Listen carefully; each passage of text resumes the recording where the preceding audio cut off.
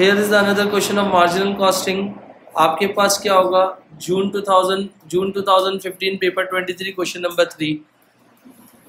आपके पास जिसके पास बुक है वो बुक में आप ऑन कर ले, जिसके पास बोर्ड पे देखना है बोर्ड पे देख ले. Coolbrook limited manufacture one products, the following information is available. Direct material कितना दिया हुआ है 3.20, डायरेक्ट लेबर कितना दिया हुआ है 2.40, सेलिंग प्राइस कितनी दी हुई है 14, बजटेड फिक्स ओवरहेड कितने दिए हुए 88,000. बजटेड मतलब क्या होता है आपका, एस्टिमेटेड बोलते हो आप इसको.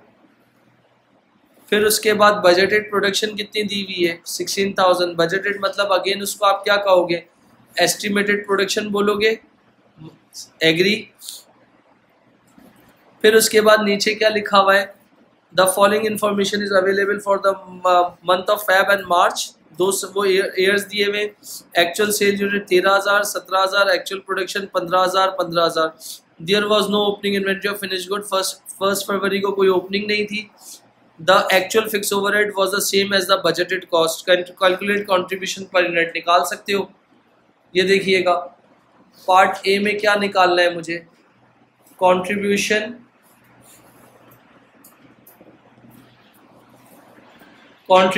पर यूनिट निकालना है. कंट्रीब्यूशन पर यूनिट कैसे निकालोगे, तो cont per unit equal to selling price per unit minus variable cost per unit. Selling price per unit कितना दिया हुआ है आपके पास 14.00, वेरिएबल कॉस्ट कितनी दी हुई है 3.20 प्लस 2.40. और तो मुझे वेरिएबल कॉस्ट नज़र नहीं आ रही, तो ये कितना हो जाएगा 14.00 माइनस 3 और 2 5 और 5.60. तो कंट्रीब्यूशन पर यूनिट कितना आ जाएगा बता सकते हो, माइनस करके 8.40. तो इसका मतलब यहाँ पर आपको क्या निकालना था, कंट्रीब्यूशन पर यूनिट निकालना था, जो कि हमने निकाल लिया. कोई मसला किसी को, देख लो एक नज़र. कंट्रीब्यूशन पर यूनिट ये रहा आपके पास, कितना था, ये आपकी क्या थी वेरिएबल कॉस्ट पर यूनिट. इसको आप क्या कहोगे, वेरिएबल कॉस्ट पर यूनिट जिसको कहोगे. क्लियर. फिर उसके बाद नेक्स्ट पार्ट में क्या मांगा है, इधर देख लीजिएगा, कभी कॉपी नहीं कीजिएगा please. Prepare income statement for each of the month February and March using marginal costing. यानी मार्जिनल कॉस्टिंग से इनकम स्टेटमेंट बनानी है. मैं फिर रिपीट कर रहा हूँ, मार्जिनल कॉस्टिंग से क्या बनानी है, इनकम स्टेटमेंट बनानी है. वो कैसे बनाओगे वो इम्पॉर्टेंट है, यहाँ देख लेना. तो ये कौन सा पार्ट है आपका, मैंने कहा आप कौन से पार्ट के लिए निकाल रहे हो, पार्ट बी. यानी आप क्या बना रहे हो, मार्जिनल की स्टेटमेंट बना रहे हो. कब के लिए बना रहे हो, फैब के लिए बना रहे हो. तो यहाँ डॉलर साइन बना दिया, यहाँ डॉलर साइन बना दिया. एग्री.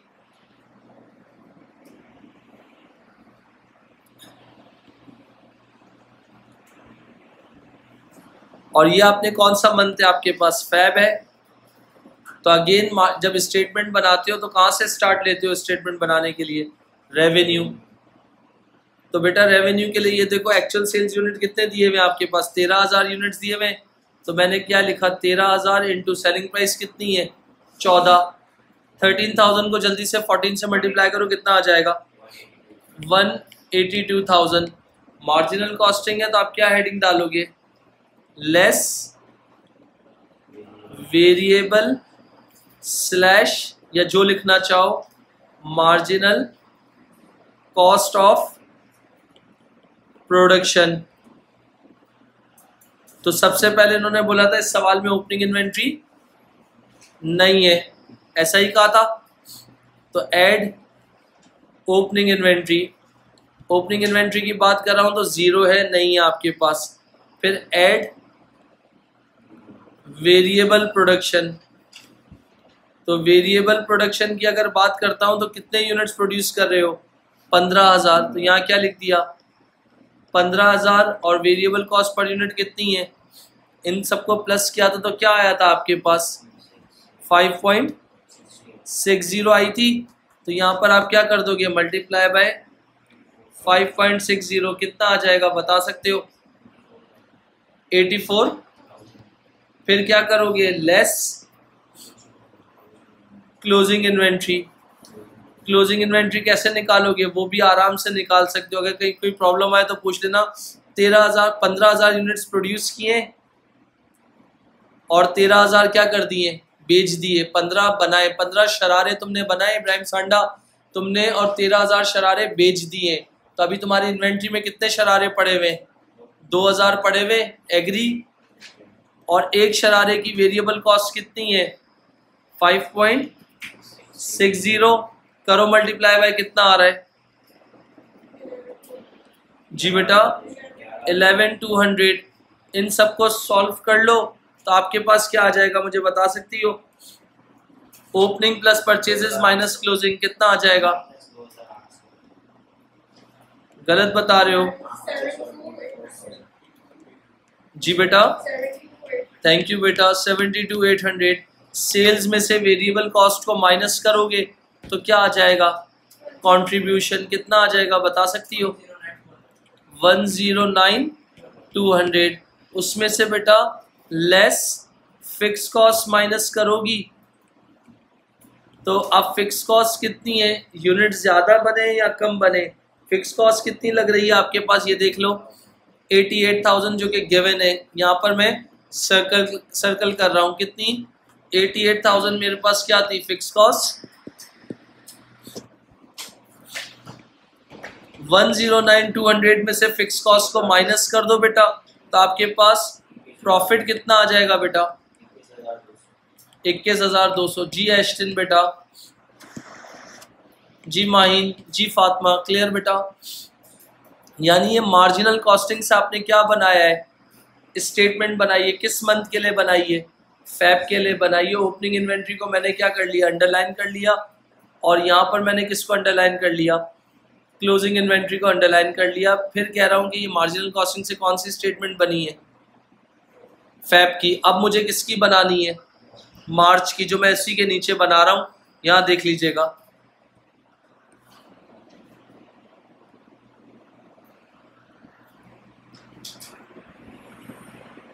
मार्च एक कॉलम, दो कॉलम। स्टार्ट कहाँ से होता है, पक्की बात है।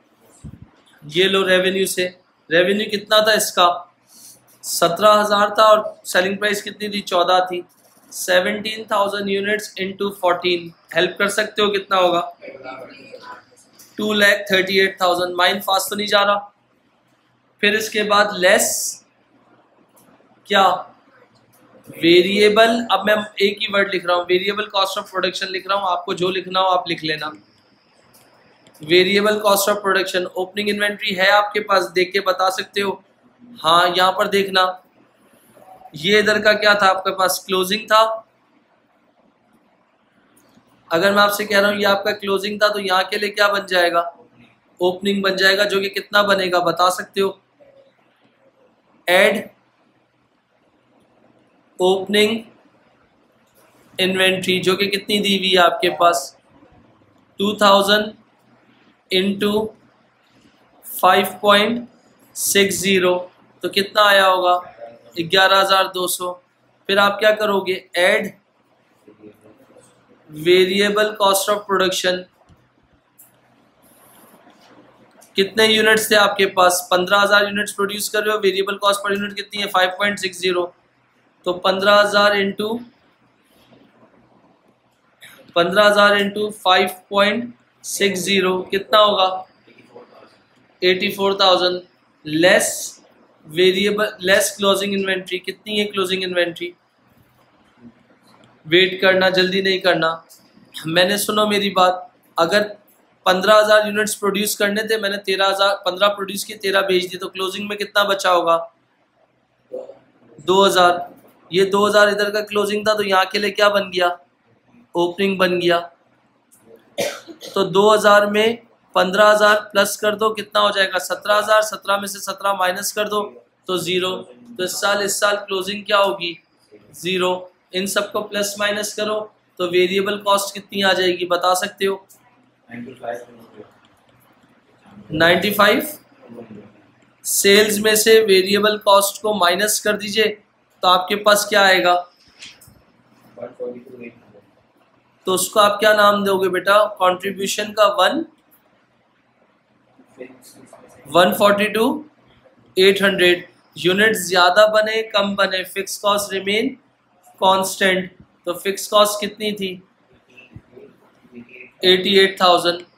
माइनस करने के बाद क्या आ रहा है मुझे बता सकते हो? जी बॉस 54। तो इसका मतलब मार्जिनल से भी प्रॉफिट आ गया मेरा। एस्टन यहाँ तक क्लियर बेटा? माहिन यहाँ तक क्लियर? हसीब यहाँ तक क्लियर? फातिमा इब्राहिम यहाँ तक क्लियर बेटा?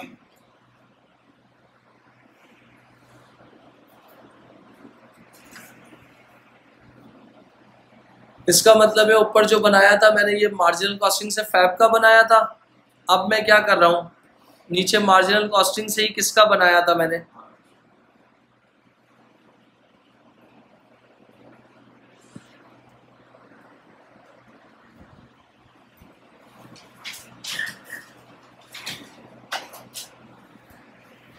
डन हो गया मेरे बच्चों। अब मुझे क्या बनाना है? एब्जॉर्प्शन कॉस्टिंग से बनाना है। नेक्स्ट रिक्वायरमेंट में मांगा क्या था देख दीजिएगा।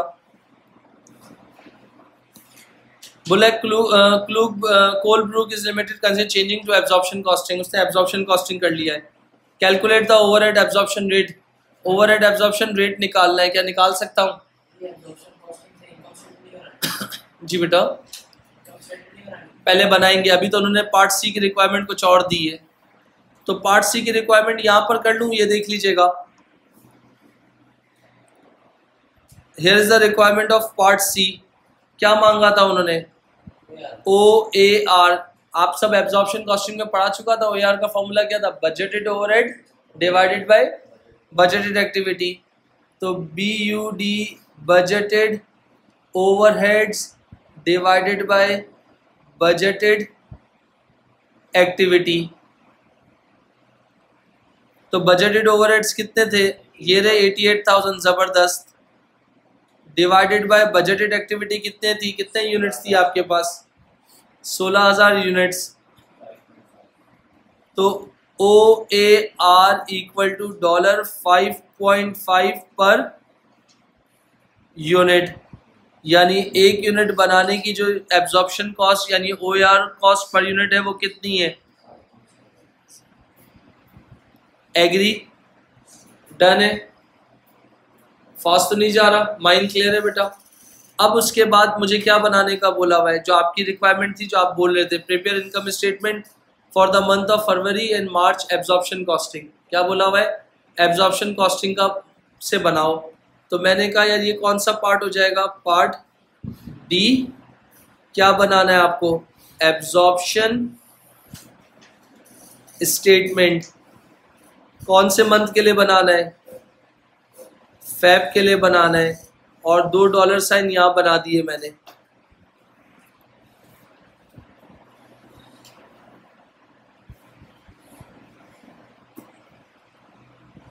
तो सबसे पहले कहां से स्टार्ट होगा? रेवेन्यू से शुरू कर दूं? कितना रेवेन्यू था बता सकते हो? 13,000 यूनिट से इंटू 17 कितना हो जाएगा? वही आपके पास आएगा 182,000। लिख दो। 13,000 यूनिट से ना, सॉरी 17 नहीं,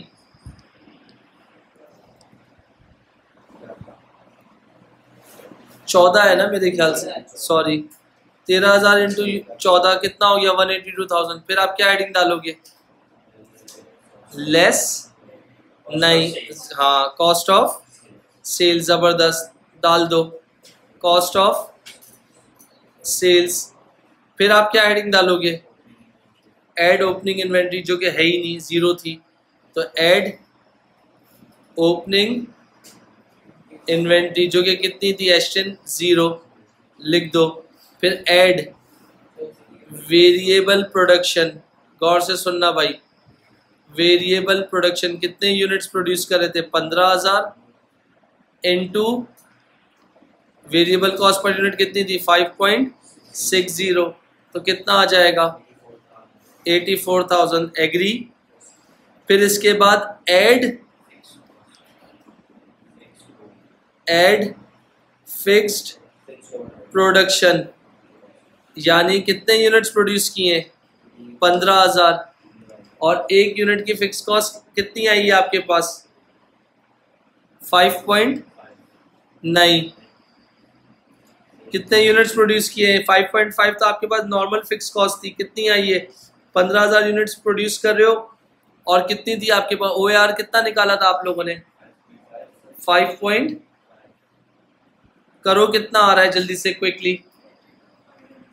82,500। वेट करना।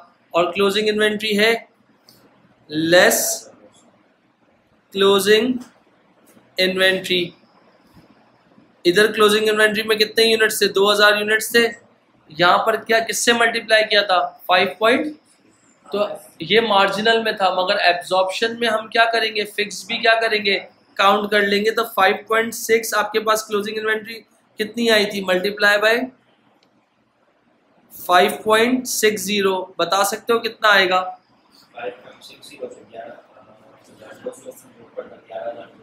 नहीं मेरे बच्चे, फर्क आएगा ना। नहीं तो एक मिनट रुक जाओ ना।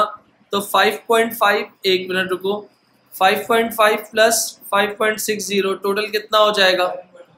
11.10। तो यहाँ पर क्या करोगे आप? 11.10 मल्टीप्लाई करके आंसर बता सकते हो कितना आएगा? 22,200। इन सबको सॉल्व करो जरा, इन सबको सॉल्व करो और बताओ मुझे कितना आ रहा है। जी बेटा 144। अच्छा, इसकी दो कंडीशन है कि आप कॉस्ट ऑफ सेल्स के बाद अंडर और ओवर को एडजस्ट कर दो या ग्रॉस प्रॉफिट के बाद एडजस्ट कर दो। तो मैंने कहा ये देखो मेरा कितना आ रहा है? 144,300। ऐसे ही हो गया। अब इसमें थोड़ी सी सब बात समझना, मेरे यूनिट्स कितने थे? जो मेरे बजटेड यूनिट्स थे वो 16,000 थे और उस बजटेड यूनिट्स की फिक्स कॉस्ट कितनी थी? 88,000। मगर इस केस में मैंने कितने यूनिट्स प्रोड्यूस किए? 15,000 यूनिट्स प्रोड्यूस किए। यहाँ पर देख लेना, मैं आपको एक्चुअल अंडर और ओवर निकालना बता रहा हूँ ताकि आप कंफ्यूज ना हो। तो मैंने कहा कि ये देखो जो मेरे एस्टिमेटेड थे, ये देखो जिसको हम क्या कहते हैं? एस्टिमेटेड। जिसको हम क्या कहते हैं? बजटेड। जो कि कितने थे आपके पास, मुझे बता सकते हो कैसे थे? जरा 88,000 को डिवाइड करना 16 से, जल्दी क्विकली। नहीं बेटा, 88,000 डिवाइडेड बाय 16,000 यूनिट्स 5.5 आ रहा है। 5.5 आ रहा है आपके पास, याद रखना। तो इसका मतलब जो मेरे एस्टिमेटेड थे ना वो कितने थे? यानी अगर मैं आपसे बात कर रहा हूं एस्टिमेटेड, जिसको हम क्या बोल रहे हैं? बजटेड। 16,000 इंटू 5.5, तो क्या आंसर आया होगा आपके पास? 88,000। एग्री? मगर एक्चुअल आपके पास यूनिट्स कितने थे? एक्चुअल यूनिट्स कितने थे आपके पास? 15,000 थे। और उसकी फिक्स कॉस्ट कितनी थी 15,000 वाले की? इंटू 5.5 करो, कितना आ रहा है? 82,500। तो आप देखो, चेक करो आपके यूनिट्स सोचे कितने थे आपने? बजटेड थे कितने? 16, मगर बनाए कितने? 15। मार्जिनल में क्या था? Fix cost. यूनिट्स कम बने या ज्यादा बने, फिक्स कॉस्ट उतनी ही लगनी है। देख लो दोनों जगहों पे आपने क्या लगाई है? 88,000 लगाई है। मगर यहाँ पर आपके पास यूनिट्स कितने थे? 16,000 थे, मगर आपने बनाए कितने हैं? 15,000। तो इसका मतलब 1,000 यूनिट्स आपने क्या बनाए? कम बनाए। ऐसे ही है मेरे भाई। तो इसका मतलब इनका डिफरेंस निकालो, कितना आता है? 5,500। तो 5,500 से क्या हो गया? अंडर एब्जॉर्ब हो गया। तो इसका मतलब यहां पर मैं क्या कर दूंगा? ऐड अंडर एब्जॉर्ब कितना? 5,500। इन दोनों को टोटल कर लो, कितना हो जाएगा? जल्दी क्विकली। 149 800। तो आपके पास इसमें से इसको माइनस कर दो, यहाँ पर ये क्या आ जाएगा, कॉस्ट ऑफ सेल्स, यानी सेल्स में से कॉस्ट ऑफ सेल्स माइनस कर दो तो प्रॉफिट कितना आ रहा है बता सकते हो? एक मिनट बेटा, सेल्स थी 182,000 तो प्रॉफिट कितना आ रहा है बता सकते हो? 322,000 यानी 32,200 का आपके पास क्या आ गया, प्रॉफिट आ गया। जी बेटा, आप ग्रॉस प्रॉफिट निकाल लेते तो अंडर एब्जॉर्ब, अगर प्रॉफिट के बाद निकाले तो अंडर एब्जॉर्ब माइनस कर देते तो तब भी आंसर सेम आता। ग्रॉस प्रॉफिट में फॉर एग्जांपल अगर कॉस्ट ऑफ सेल्स से एडजस्ट कर रहे हो तो ऐड करोगे, और ग्रॉस प्रॉफिट से एडजस्ट कर रहे हो तो माइनस करोगे। दोनों वे आप जा सकते हो, किस तरीके से आपको जाना है। तो ये तरीका किसका था, अंडर और ओवर एब्जॉर्ब का था, जो मैंने इधर बता दिया। अब मार्जिनल से और एब्जॉर्प्शन से फर्क क्यों आ रहा है ये देख लो। फर्क इस वजह से आ रहा है, यहाँ पर आपके पास, यहाँ देख सकते हो सब जगहों से देखो, मार्जिनल में फिक्स कॉस्ट कितनी लगी है टोटल तुम्हारी, ये देखो 88,000 लग रही है, और वो कब बाहर हो रही है, कंट्रीब्यूशन के बाहर एक साथ बाहर हो रही है एज अ पीरियड कॉस्ट, यानी साल के आखिर में लमसम माइनस कर देंगे। मगर एब्जॉर्प्शन में ये देखो, यहाँ पर कॉस्ट ऑफ प्रोडक्शन में 82,500 लग गए और 5,500 अंडर हो गए, तो दोनों हो कितना गया 88,000। तो जाहिर सी बात है 88,000 भी तो माइनस ही हो रहा है ना। तो प्रॉफिट को मार्जिनल से और एब्जॉर्प्शन में प्रॉफिट कम या ज्यादा आने की वजह क्या है, इधर से प्रॉफिट कितना आ रहा था 21,200, इधर से प्रॉफिट कितना आ रहा है कि आपके पास यहाँ पर आप देख सकते हो, दोनों का फर्क खुद कंपेयर कर सकते हो। ये देखना, इधर ओपनिंग इन्वेंट्री कितनी थी 0 और उधर भी कितनी थी, तो डिफरेंस कितना आया 0, और उधर ओपनिंग इन्वेंट्री कितनी थी 11,200 और इधर कितनी है ओपनिंग इन्वेंट्री 22,200, तो फर्क कितना आ रहा है 11,200 और 22,200, फर्क कितना आ रहा है 10,000 का आ रहा है। तो प्रॉफिट में भी तो 10,000 का ही फर्क है।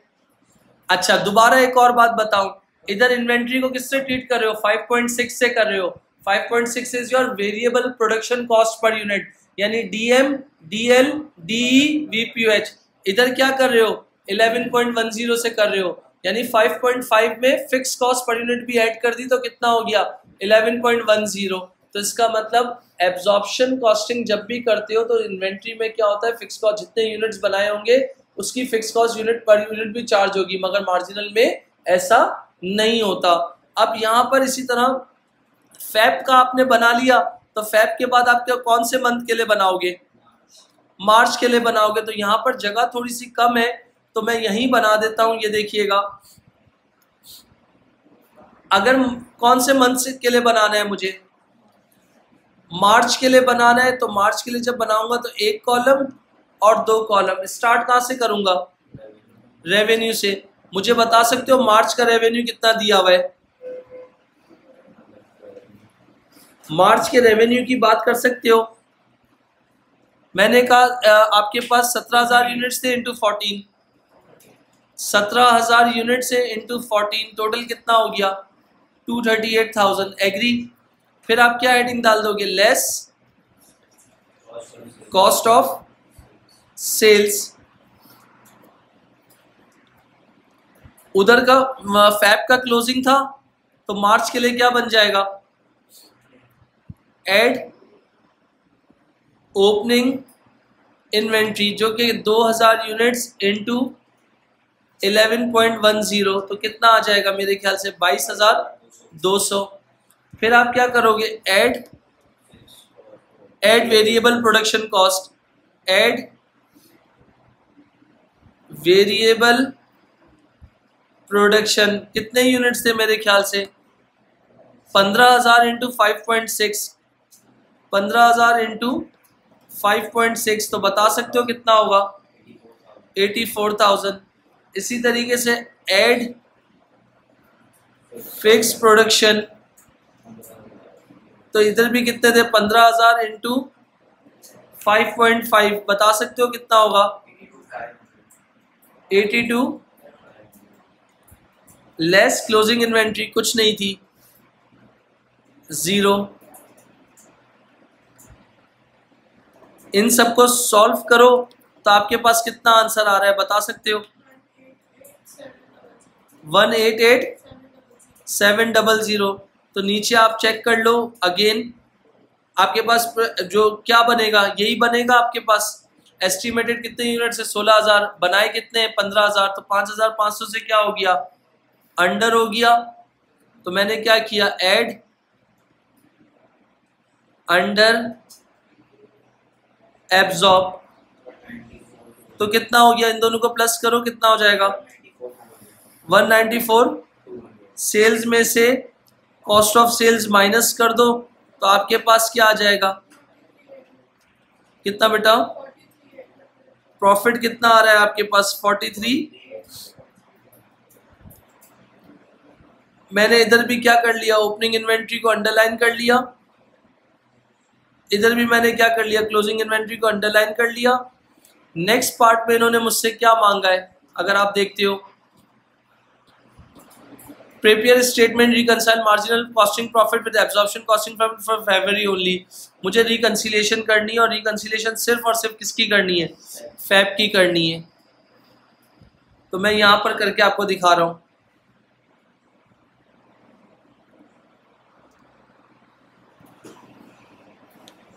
ये कौन सा पार्ट था आपका? पार्ट ई, जिसमें क्या करना है रिकंसिलिएशन करनी है। कहां से जाना है कौन से मंथ के लिए करनी है सिर्फ, यानी प्रॉफिट यूजिंग मार्जिनल स्टेटमेंट। कौन से मंथ है आपके पास फैब, और दूसरा यहां पर क्या आ जाएगा प्रॉफिट यूजिंग एब्जॉर्प्शन। तो आपके पास मार्जिनल से कितना प्रॉफिट आ रहा था 21,200,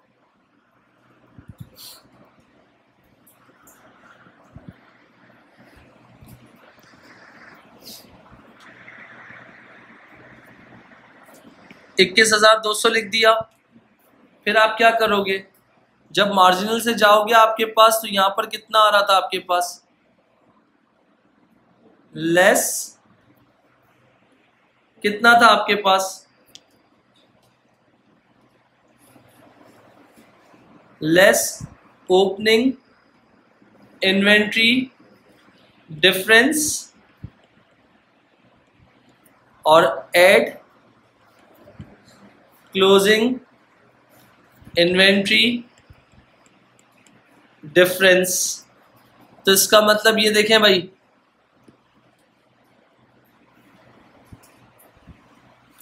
ये क्या था opening inventory zero, opening inventory zero, तो डिफरेंस कितना आ गया जीरो हो गया। तो यहां मैंने क्या कर दिया जीरो। फिर उसके बाद आ जाए closing inventory 11,200, closing inventory 22,200, difference कितना आ गया 10,000। तो 21,200 माइनस 0 प्लस 10,000 कितना आंसर आ रहा है 32,000।